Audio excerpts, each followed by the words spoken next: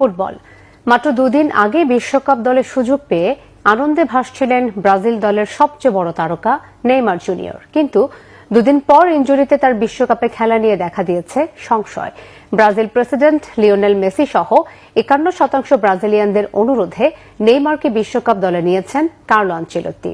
তবে দলে নেয়ার আগে নেইমারকে সতর্ক করে কোচ বলেছেন তাকে পূর্ণ ফিটনেস নিয়ে দলে আসতে হবে।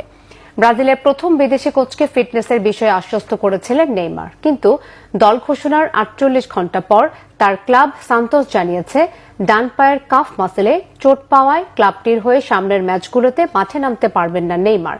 ৩৪ বছর বয়সী ব্রাজিলিয়ান তারকা এমন এক সময় এই ইনজুরিতে পড়েছেন যখন বিশ্বকাপের জন্য মানসিক প্রস্তুতি নিচ্ছিলেন। নেইমারকে বিশ্বকাপ দলে না রাখতে চাওয়ার পেছনে তার ইনজুরির সমস্যাকে বেশি গুরুত্ব দিয়েছিলেন আনচেলত্তি। শেষ পর্যন্ত সেই ইনজুরি আবারও বিপর্যস্ত করে তুলেছে নেইমার ও ব্রাজিলকে। গত রোববার ঘরের মাঠে কুরিতিবার বিপক্ষে ম্যাচে চোটে পড়েন নেইমার। সেদিন ম্যাচের দ্বিতীয়ার্ধে কাফ মাসেলের সমস্যায় মাঠে প্রাথমিক চিকিৎসা নেওয়ার পর তাকে তুলে নেওয়ার সিদ্ধান্ত হয়, কিন্তু নেইমার পুনরায় মাঠে নামেন।